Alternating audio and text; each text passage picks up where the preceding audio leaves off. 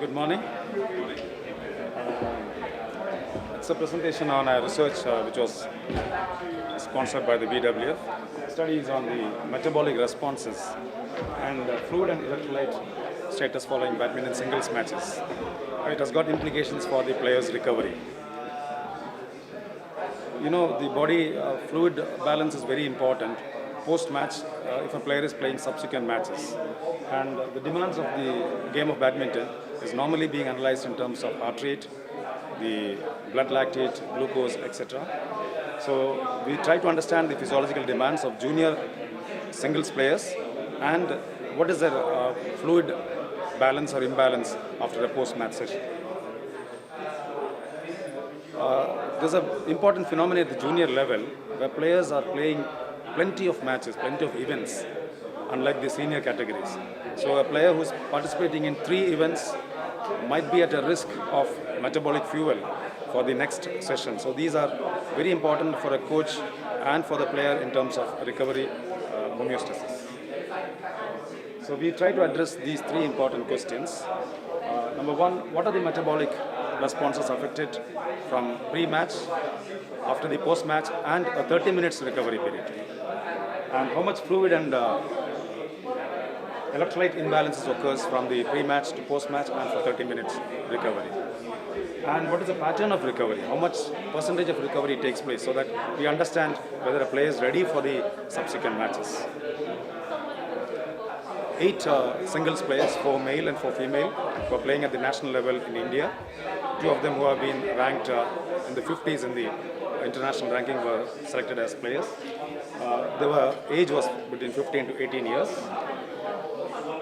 After a not standard warm-up, they were asked to play a league match amongst them, and stopwatches were operated for the whole period.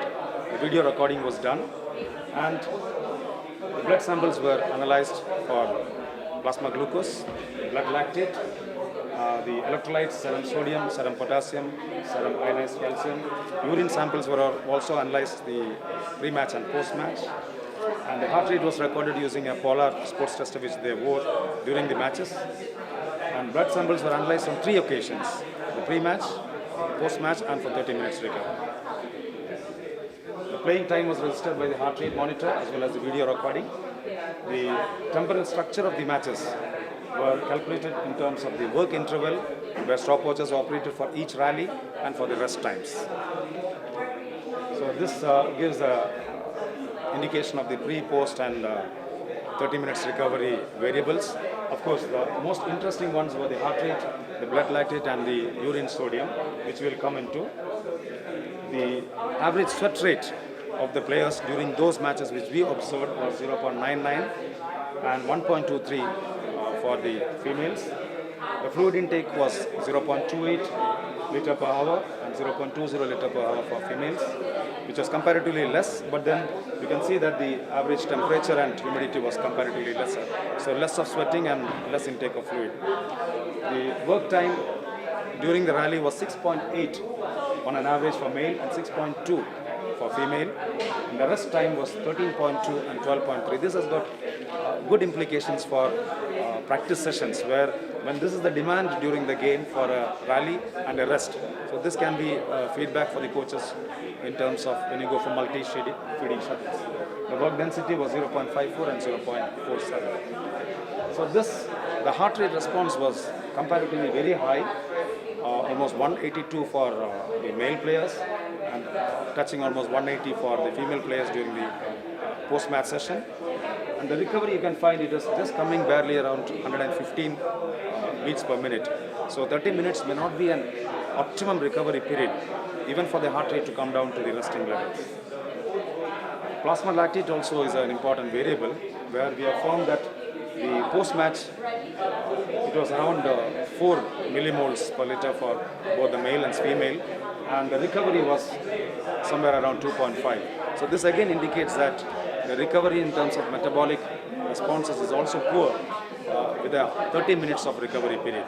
So a longer recovery period is very essential. The urine sodium was found to be very less in the recovery period. It shows that the urine supplementation during the matches or electrolyte supplementation during the matches were not consumed because the players were restricted to take only water during the matches. And this has an implication that in between matches we need to supplement appropriate electrolytes or sports drinks. Maximum heart rate for the male players went up to 204 beats per minute, which is comparatively very high. The maximum heart rate for female players was 200. The average heart rate with which a player was operating during the match was 178 and 172 for male and female. Mean post blood lactate was 4.02 and 3.50 for the males and females. The temporal characteristics shows that the average work time was 6.8 and 6.2 seconds in case of men and women singles in the junior level, with the average rest time of 13.2 and 12.3 seconds. The match duration, in case of the average duration, was 34.75 minutes for the boys singles and 30 minutes plus minus 5.91 for the girls singles. So the energy demands of the badminton from the study, it indicates that intermittent nature and a very short lasting high intensity efforts of badminton with frequent rest intervals makes it very predominant in terms of the lactic energy system. And the demand of the phosphagen system is evident with the temporal characteristics because one rally average lasts around 6 seconds, which demands a robust energy supply from the phosphagen system. And the match is going above 30 minutes. Again, it is demanding on the aerobic system as well. The range of values of fluid intake, sweat loss and electrolytes had large variability even among these 8 players. So we cannot conclude a common platform of prescription of fluid intake.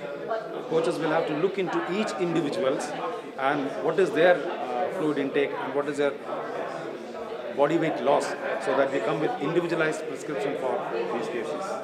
The high variability in the cardiovascular and metabolic responses following badminton matches and the lack of recovery to baseline after 30 minutes may negatively affect performance in subsequent matches. So a player who goes for a match after 30 minutes is not in the baseline requirements of energy substrates for the next match. So this has to be looked into when a player is playing subsequent matches in a single day.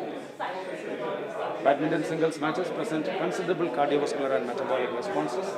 Players need to involve in active recovery mechanisms with adequate rest and recovery period to ensure full recovery before subsequent matches. The schedule of tournaments need to be planned by providing adequate recovery time for players before subsequent matches. I think this is something which the federation also should have looked into, because one player playing almost 4 matches in a day, and we see that when it comes to the last match of the day, the quality of match becomes very poor because he doesn't have the energy substrate to continue with that match. Practical applications for the recovery, which is a feedback for the coaches. The high variability in metabolic responses and the fluid and electrolyte imbalances among players after singles matches suggests individualized consideration and advice on recovery and fluid replacement of players. So a coach will have to look into have a personal diary for each player so that you can prescribe an individualized process of recovery for them. High intensity interval training with a work rest ratio of 0.54 to 0.47 can be recommended in terms of the practice schedules. More precise and consistent knowledge is required in this area to optimize training, recovery and performance. Thank you very much.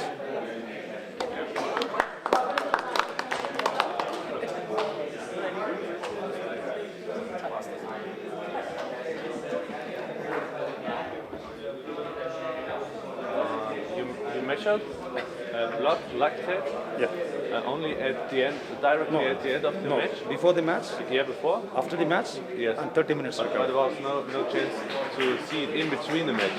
Yeah? No possibility to Yeah. Even this becomes difficult, 3 blood samples taken for a player. Because I think it's really interesting because if you see the high of the lactate, it's over 4 millimole. Yeah. I think it's high, but it could be perhaps of the last 1 or 2 rallies. And Yeah, it can in be. the match, it could be, I think, only to 2 or 3. Yeah, it depends So on it's the intensity of Yeah. the rallies. Same with the heart rate. Heart rate was monitored throughout the match. But for me, the average of the heart rate is much more interesting than at the end. Yeah, 178 is the average. Okay, presenters.